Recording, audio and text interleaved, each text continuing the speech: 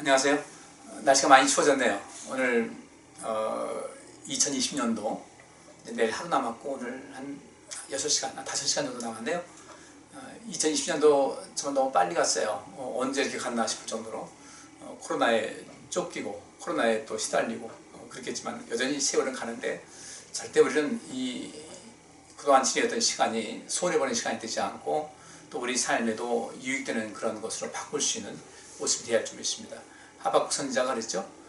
포도나무에 소출 없고 감람나무에 열매가 열리지 않고 외양간에 소감이 없을지라도 나는 여호와로 인하여 즐거워할 것이다. 그런 참 많이 분노했었어요. 이 모든 그 불의가 판을 치고 악이 득세하는 그냥 이런 그 모든 속에서 굉장히 분노해서 하나님 어찌해서 이런 그 불의와 악이 더더 득세해야 하는데 침묵하고 계십니까? 근데 하나님께서는 조용히 말씀하셔요. 토론한 것도 아니고 딱 이한 말씀하시죠. 핵심적인 것은 의인은 오직 믿음으로 말미암아 살 것이다. 두 가지입니다. 의인은 오직 믿음으로 말미암아 살 것이라는 것은 의인은 믿음을 가지고 하나님을 바라보고 하나님을 믿는 그 믿음으로 살아야 된다. 또 의인은 믿음으로 살 때의 진정한 의지다. 이 두 가지의 그 뜻을 내포하고 있는데 우리도 이 시대에 분명히 불의가 판치고 있고 악이 득세를 하고 있고 또 이 모든 것을 완력으로 또 권력으로 모든 것을 지배하려고 하는 그런 시대를 살고 있지만은 그러나 모든 것을 이기시고 모든 것을 공의롭게 정의롭게 공평하게 행하시는 하나님께서 불의하고 또 이 악한 것은 심판하시고 오직 하나님을 믿는 믿음으로 믿음 안에 살기를 원하고 또 하나님을 철저하게 의지하는 가운데 힘들고 고통스러운 그런 순간에서도 주의 뜻을 따라서 순종하고 사는 사람들에게 반드시 그 복을 내주실 것이라는 이 믿음을 1시간, 아니 1일 5시간 남았는데 이 시간도 그렇게 아주 멋있게 살아갈 수 있기를 원합니다. 날씨가 많이 추워졌어요. 좀 이게 한 길게는 1월 중순 10일 넘어까지도 1월 10일 넘어까지도 이렇게 그 추위가 계속 이어질 것이라고 그러는데 잠시 한 2박 3일 정도 추운 것은 잠깐 춥다가 또 이렇게 풀리고 하니까 괜찮은데 이때 우리가 건강관리 잘 하시고 또 우리 사람 몸은 또 기가 막혀서요. 한 내일이나 모레쯤 돼가지고 한 3일 정도 지나게 되면 추운 것도 또 잘 적응합니다. 잘 적응하지만 몸 관리 잘 하시고 또 마음 관리도 잘 하시고 또 오늘 이 시간 영의 관리, 우리 영성 관리라고 하는 시간인데 시간도 함께 은혜의 시간을 나눌 수 있으면 좋겠습니다. 하나님 말씀은 고린도후서 5장 11절부터 15절까지 말씀 제가 읽겠습니다. 우리가 주의 두려우심을 알므로 사람을 권하노니 우리가 하나님 앞에 알려졌고 또 너희의 양심에도 알려졌기를 바라노라. 우리가 다시 너희에게 자찬하는 것이 아니요 오직 우리를 인하여 자랑할 기회를 너희에게 주어 마음으로 하지 않고 외모로 자랑하는 자들을 대하게 하는 것이라. 우리가 만일 미쳤어도 하나님을 위한 것이요 만일 정신이 온전하여도 너희를 위한 것이니 그리스도의 사랑이 우리를 강권하시는도다. 우리가 생각건대 한 사람이 모든 사람을 대신하여 죽었은즉 모든 사람이 죽은 것이라. 저가 모든 사람을 대신하여 죽으시면 산 자들로 하여금 다시는 저희 자신을 위하여 살지 않고 오직 저희를 대신하여 죽었다가 다시 사신 자를 위하여 살게 하려 함이니라. 아멘. 바울은 이 당시 이 하나님의 말씀을 우리에게 전합니다.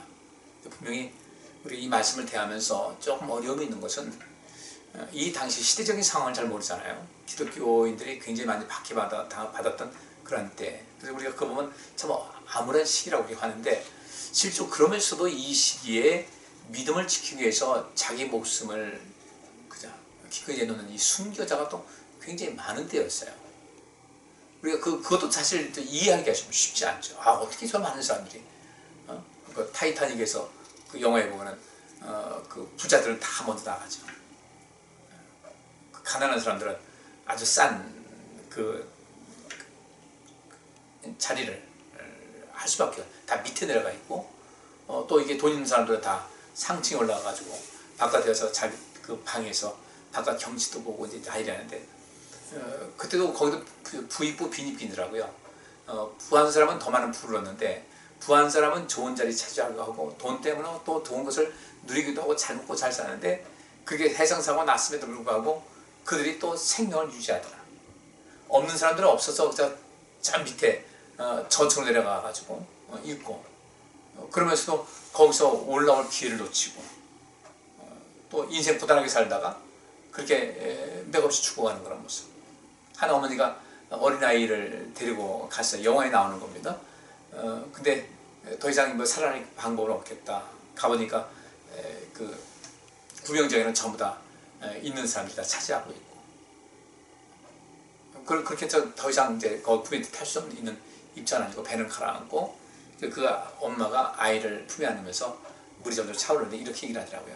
아가, 금방 끝난다. 조금만 참아라. 금방 끝난다. 차가운 물이 밀려오죠. 이제 그만 물 차면 이제 익사할 수밖에 없는데, 그런 아주 참 안타까운 그런 말을 하게 돼요. 하는 것을 제가 이렇게 보면서 아, 참 이 세상은 참 왜 그럴까? 참 희한한 세상이다. 근데 그 또 한 영화에서 봤어요. 그 네로 황제의 그 핍박 속에서 예수 믿는 사람이 잡혔습니다. 그리고 원형 경기장에 이제 사자들을 준비해 놓고 경기장에 기독교인들을 풀어놓습니다. 들어가게 하고, 그 다음에 좀 이따 이제 굶주린 사자들을 풀어놓는데, 그 사자한테 어떻게 정할 힘이 없죠. 근데 엄마는 그 아이를 꼭 품에 안고 있어요. 근데 뭐 그거 뛸 때 바로 직전에 그 엄마가 아가, 금방 끝난다. 조금만 참자.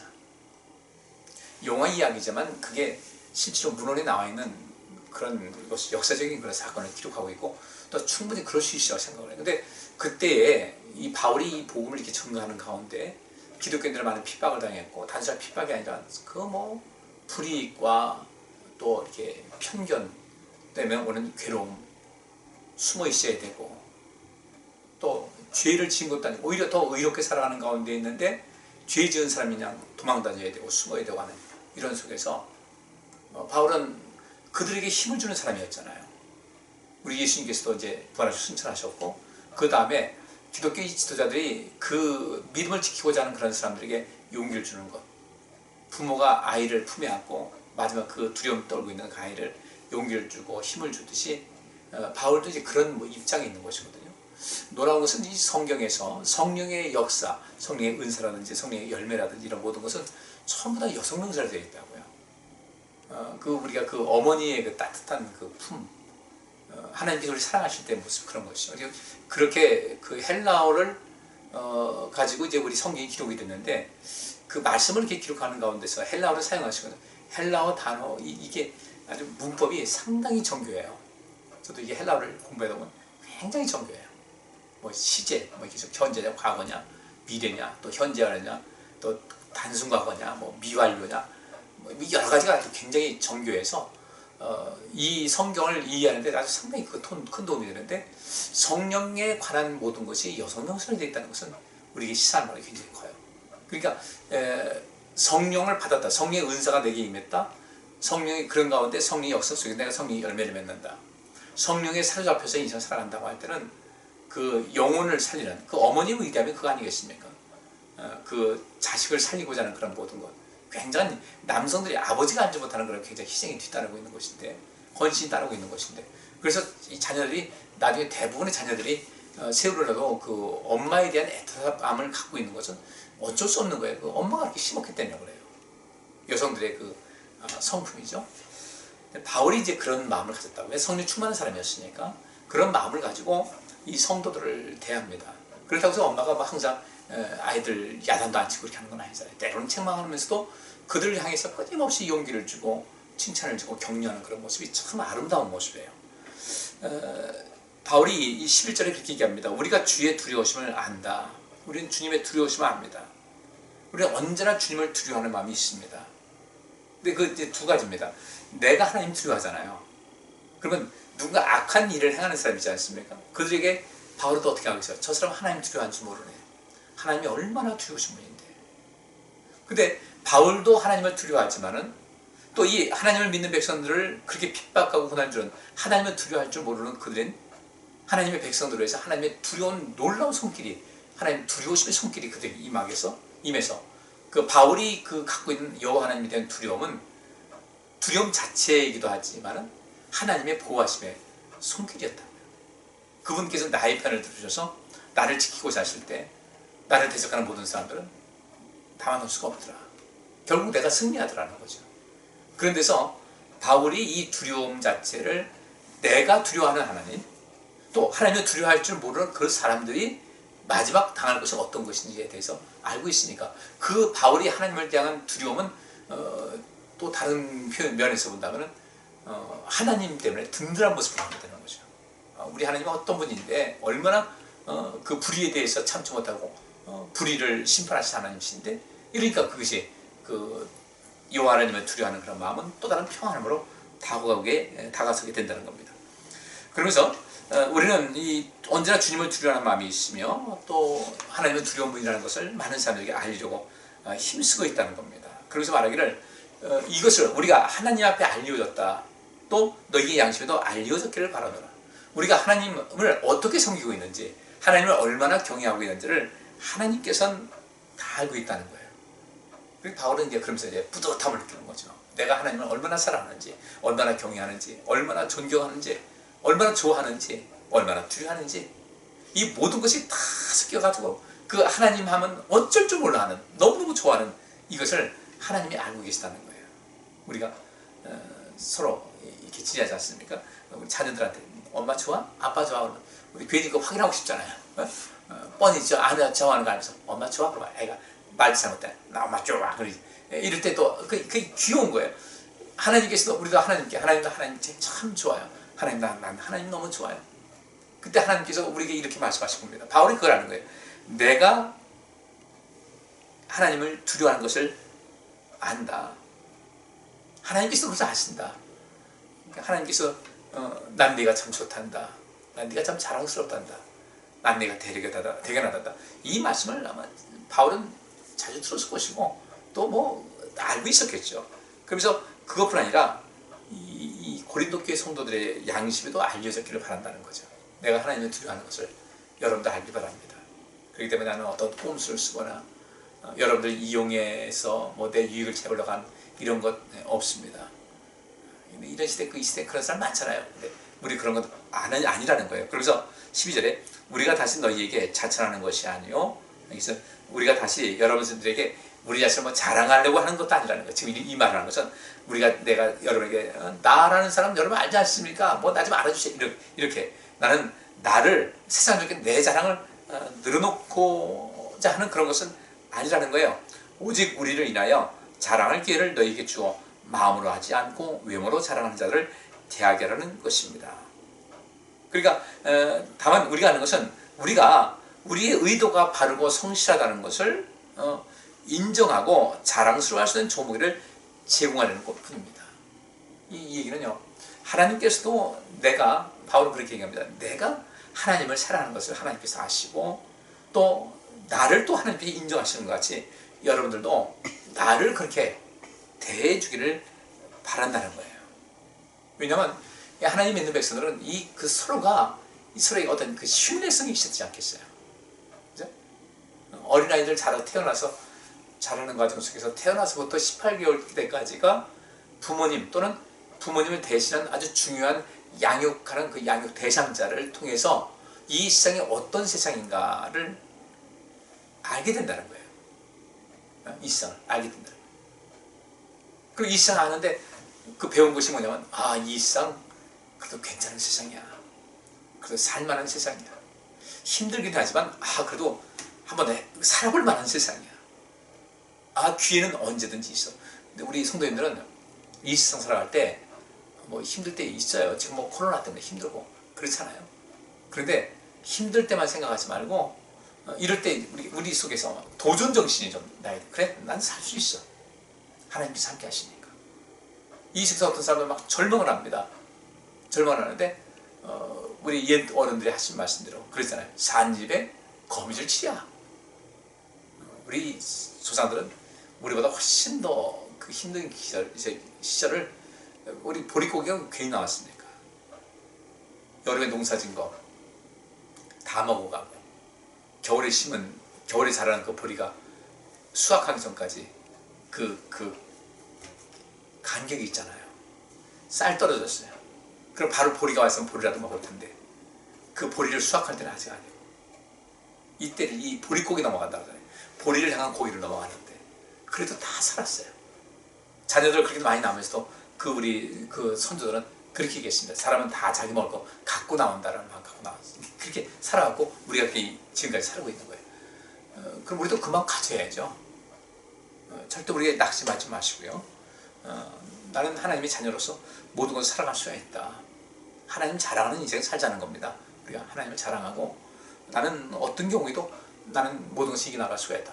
다 힘들어요. 근데 이 힘든 시기 속에서 여러분들은 이 속에서 한번 해보자. 그래 내가 한번 살아보자. 그래요. 이마에다가 그냥 붙금 내고 주먹 한번 촥 잡고 쥐고 하나님 나 주 뜻대로 살겠습니다. 주님께서 살아계신 것을 나도 알게 하시고 저로 하여금 알게 하시고 세상 사람도 알게 하여 주옵소서 라는 이 담대함을 갖고 여러분들은 꼭 서로가 서로를 인정해 줄 수 있고 격려해 줄 수 있는 그런 모습이 될 수 있기를 바랍니다. 서로가 서로를 자랑할 수 있는 그런 모습이에요. 이제 우리 신앙생활하면서 이런 부분을 좀 열어나갈 때가 됐다 이겁니다. 저도 성장하고 우리 성도님도 성장했잖아요. 제가 교회 처음 이렇게 설립할 때 좀 많이 부족했어요. 근데 이제 점점 하나님의 뜻이 어떤 것인지를 알게 되고 그것이 점점 알게 되니까 우리 성도님들에게 그것을 더 많이 전달해 주고 싶어서 이 진리를 이 말씀이 이런 것이라는 것을 눈에 띄게 급속하게 더 많이 와닿으니까 저는 이것을 여러분에게 좀 더 많이 알려드리고 싶어서 마음이 참 바쁘거든요. 저희 노예 목사님들 만나면 제가 이제 우리 이렇게 하고 있다고 하면 아유 목사님 어떻게 그렇게 해요? 제 나이도 제가 작은 나이도 아니잖아요, 그죠? 근데 참 목사님 보면 참 대단하십니다. 대단할 것도 없어요. 이건 주의 종들에서 마땅히 해야 될 그런 일이 있게 되는 것인데 우리 서로 사랑하시면서 서로 격려하시면서 서로가 서로를 자랑할 수 있는 그런 모습이 될 수 있기 바랍니다. 이제부터 자랑하고 사시자고요. 내가 이제까지 그렇게 하지 못했다. 삶 바꾸셔야 돼요. 언제까지 내가 과거에 매여가지고 한 많은 이 세상 이러면서 이제 살 필요 없어요. 한이 많았지만은 지금은 한보다는 감사가 많다. 그 많은 어려움 속에서 올라까지 왔다. 근데 지금 옛날보다 훨씬 나은 그런 모습을 이제 살아가고 있는데 왜 그때 거기서에 매달려가지고 자꾸 이렇게 자기 연민에 빠지고 속상하고 화가 나고 누가 조금 뭐라 그러면 막 자극이 돼가지고 거기서 또 이렇게 내 분노를 터뜨리고 이럴 필요는 없어요. 참 여유롭게 살고 참 그때 그랬는데 참 하나님의 은혜로 지금 내가 이렇게 이 정도 살고 있으니 얼마나 감사하고 남은 인생도 내가 단 1초라도 더 많이 행복하게 살아야 되겠다. 더 기쁘게 살아가야 되겠다. 이 마음을 가지시기 바랍니다. 그러기 위해서는 이제부터는 남들을 향해서 가족부터 시작해서 남들에게 또 자신에게 좋은 얘기를 많이 해주시라고요. 힘들 땐 좀 쉬시기도 하고 또 이거 뭔가 해야 되겠다 할 때는 그래 한번 입술 한번 딱 깨물고서 한번 가보자. 그렇게 하는 겁니다.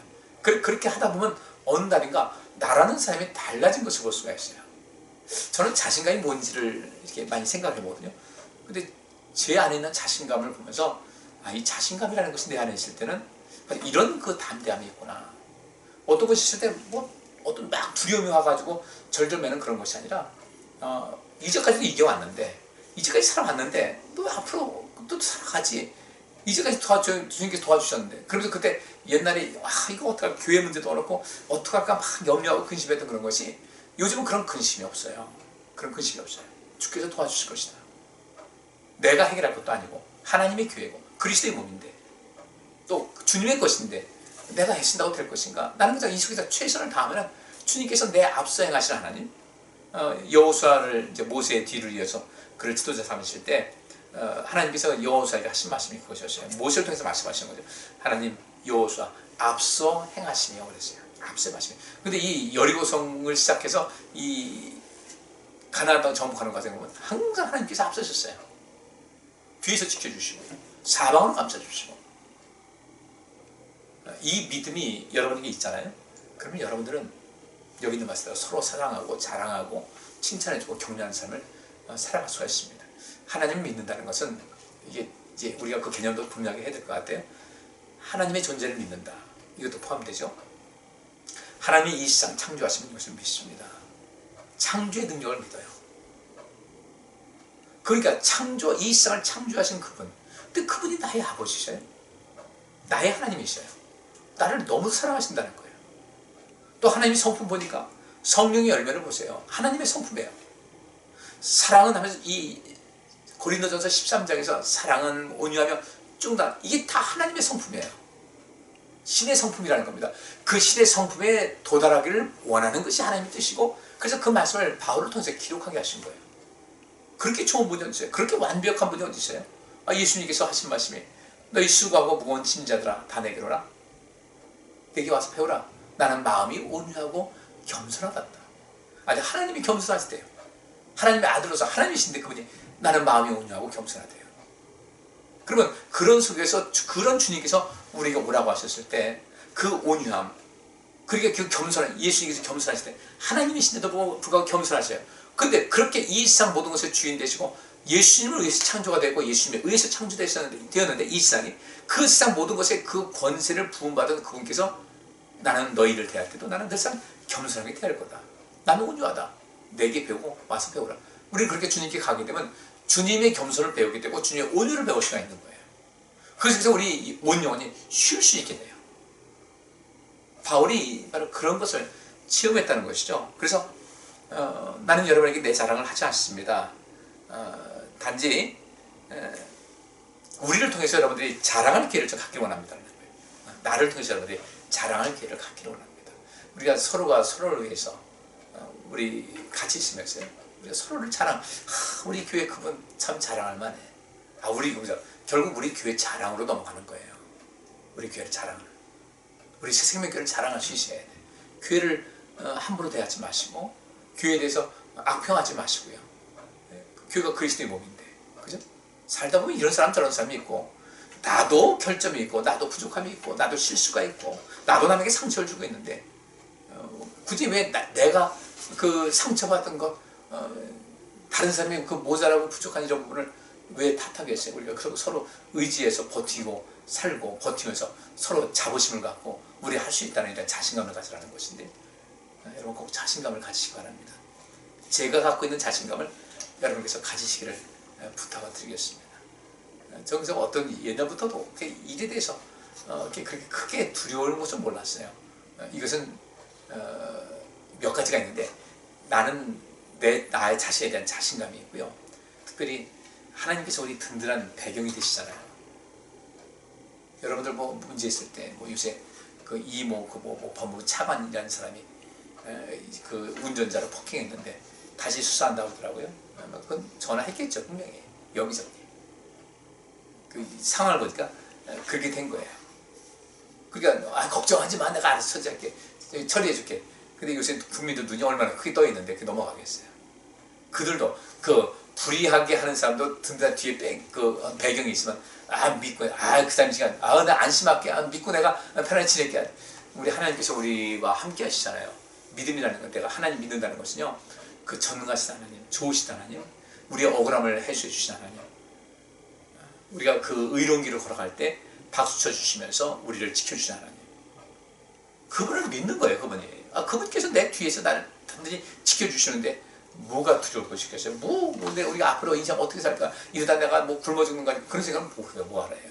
안 되면 어떡하지? 안 될 거 없어요. 이럴 때 흔히 하는 말 있잖아요. 소나기는 피해가자. 지금 소나기 맞고 있잖아요. 코로나라는 소나기 맞고 있는데 그냥 피해가는 겁니다. 그리고 이 속에서 우리 자신이 건강 잘 지키고 방역 잘하고 조심하고, 지금 백신을 준비하지 못해가지고 대통령도 잘못하고 다 잘못했어요.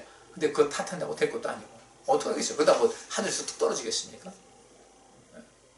우리 이제 이 속에서 하나님께서 잘못한 사람들은 잘못한 대로, 그러니까 분명히 큰 잘못이에요. 왜냐하면 국민들의 생명이 제일 중요하고, 이 대통령부터 정치한 그 모든 사람들, 국민들 세금 해가지고 월급 주는 것은요, 그 일을 하라고 한 것인데, 그걸 자기들 신변 안전을 위해서, 안위만 위해서 관심 갖고 국민들에게 신경 안 썼다. 나중엔 이건 반드시 책임을 물어야 돼요. 그래야 다시는 이런 일이 벌어지지 않지, 그냥 넘어가면 안 됩니다. 그건 그러니까 이 상황 어떻게 하겠어요? 우리가 이제 알아서 우리 스스로 잘 지키고 조심하는 수밖에. 하나님의 도심 구하고 하나님께 기도하시자고요. 성경에서 위기의 때 기도를 통해서 구원받은 것이 많지 않습니까?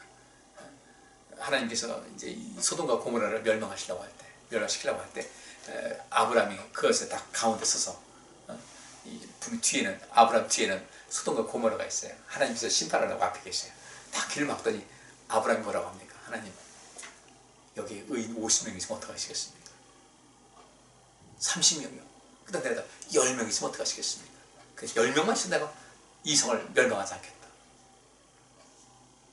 근데 그렇게 해서 만약에 의인 10명이 있어서 소돔과 고모라가 구원받았다 했을 때 그들이 알겠어요?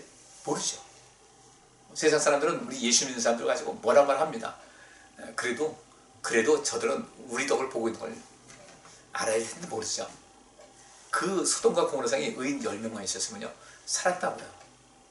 우리가 그래서 이 시대에 그 위기의 이때, 전 세계 위기의 때 우리가 그 하나님께서 원하시던, 지금은 10명인지 어떤지 모르겠어요.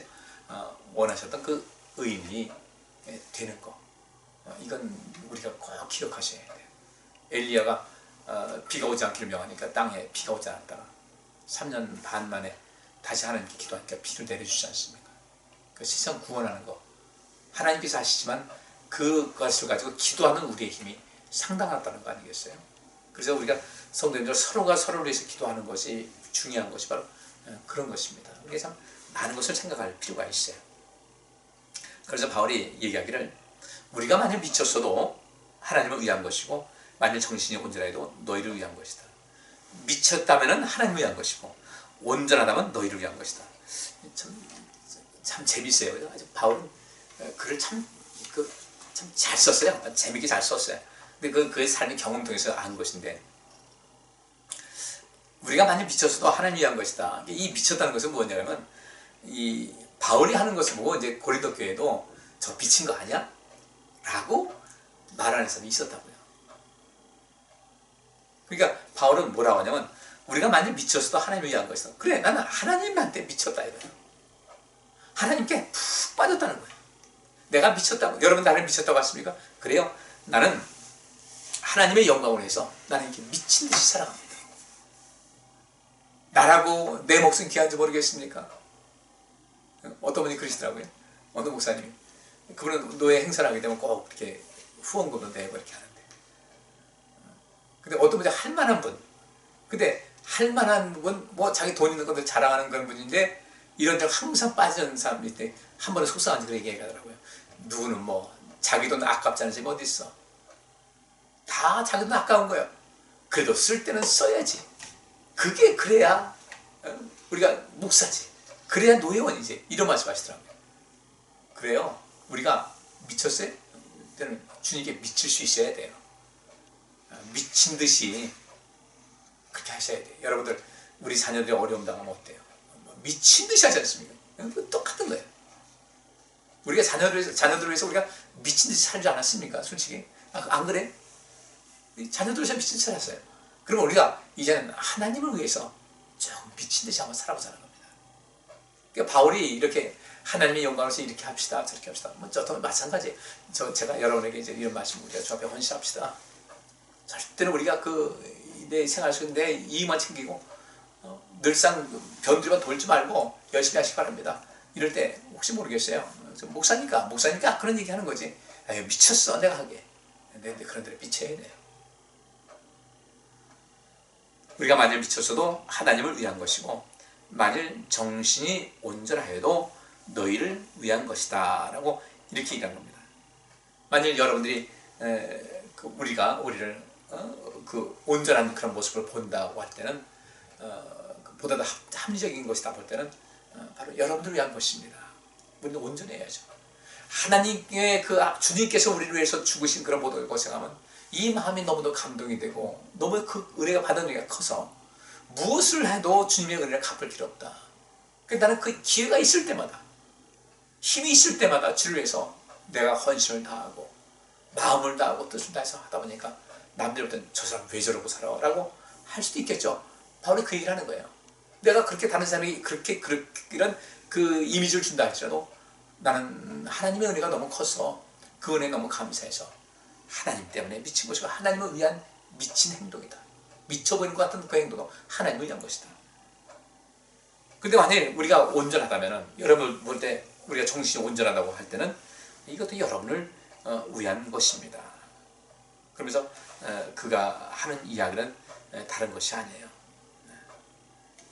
어떤 일을 하든 간에 우리는 나의 또는 우리의 유익을 위한 것이 아니라 하나님께 영광 돌리는 것이고 또 여러분들을 유익하게 하는 그런 것입니다.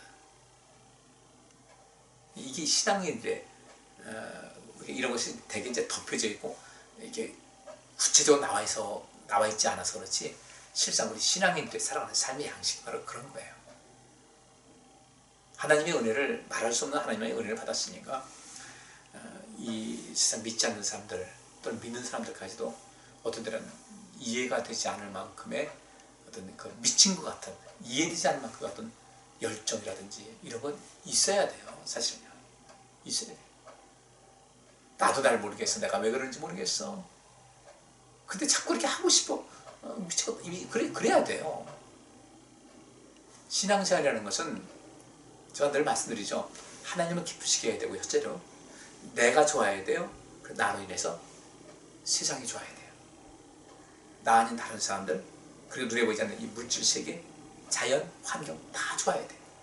우리 신앙인들이 살아가야 될 삶의 원칙이 바로 그것입니다. 그런 원리대로 살아가셔야 되는 거예요. 여러분이 하는 작은 봉사와 헌신 있지 않습니까?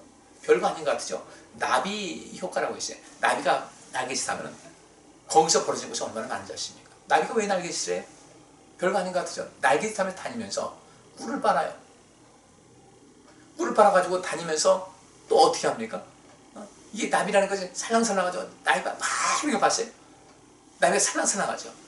그렇게 하면서 여러 가지 암술 수술 다니면서 다니면서 이렇게 열매를 맺히게 하는 이런 것이 그것이 엄청난 효과가 있는 것이거든요. 우리가 하는 것이 나비가 다니면서 전 나비가 존재가 뭐야? 아이고 전 뭐야? 그럴지 몰라도 거기서 그 나비 때문에 우리가 받는 혜택이 많지 않습니까? 우리도 마찬가지예요. 내 한 사람의 어떤 작은 행동이 별거 아닌 것 같이 보이는데 실제로 이 세상에 굉장히 영향을 주고 있는 거예요. 눈에 보이지 않지만 엄청난 영향을 주고 있는데 그러면 이것을 좀 더 의식화해서 그것을 의식화해서 좀 더 분명한 좀 더 아주 효과적인 열매를 맺고 영향을 주게 하는 그런 삶을 살아가자는 겁니다. 나비 날개짓도 그 정도인데 우리가 그 정도 더 할 수 있지 않겠어요? 바울이 바로 그겁니다. 나는 이 어떤 일을 하든 간에 그냥 내 자신의 유익에만 그치려고 하지 않습니다. 이것은 하나님께 영광을 돌리고 내게도 유익이 되고 많은 사람에게 유익을 주는 것입니다. 이것이 고린도전서 12장 7절의 말씀 아니에요. 주의 성령이 내게 임하신 그런 모든 것은 그 임하심을 통하여 나는 모든 사람을 도울 수가 있게 되었다. 이 세상을 복되게 할 수가 있다. 이 관점이 우리에게 매우 중요한 것이고요. 여러분께서는 이 말씀을 꼭 생기셔서 그래 이제 내일 지나면 모레 1월 1일인데 뭐 그렇다고 해서 1월 1일이다 뭐 태양이 더 커지는 것도 아니고 다 그날이 그날이에요. 시간 똑같이 가는 것인데 그리고 우리가 다짐할 수 있는 그런 계기는 되니까 새해에는 정말 하나님께 조금 더 미친 사람이 되야겠다. 주의 영광을 위해서도 미친 사람이 되야겠다. 모든 사람들에게는 내가 정신 바짝 차리고 그들에게 유익을 주는 사람이 되야겠다. 또 나도 내년 한 해는 정말 더 성숙한 그런 사람이 되야겠다. 이런 그 마음까지 결심 꼭 하셔서 내년에는 이제까지 살아온 것보다 2021년에 아주 훌쩍 내가 상상할 수 없을 만큼 그냥 훌쩍 자란 훌쩍 성장하고 더 성결하고 더 변화된 그런 모습에 대해서 내년 마지막 예배 시간에는 2020년도 마지막 그 수요 2020년도에 마지막 예배가 수요 예배였는데 그때 이런 말씀을 나누는데 그 모든 것이 다 이루어졌다라고 서로 축하하고 기뻐하시는 그런 날을 맞이할 수 있기를 바랍니다. 기도하겠습니다. 하나님 감사합니다. 오늘 말씀 우리 마음에 새기고 그 모든 것을 우리 현재화시키고 실현해서 이제까지 우리가 신앙생활을 하면서 성장한 것보다 2021년도 한 해 성장한 것이 더 컸다라고 자부할 수 있는 그런 해를 맞이하고 그런 해를 지내게 하여 주옵소서. 지금 여기서부터 실천하게 하여 주옵소서. 주님 성령의 놀라운 역사 베풀어 주시고 성령에 임하셔서 이 모든 것을 가능케 하여 주옵소서. 예수 그리스도 이름으로 기도하옵나이다. 아멘. 감사합니다.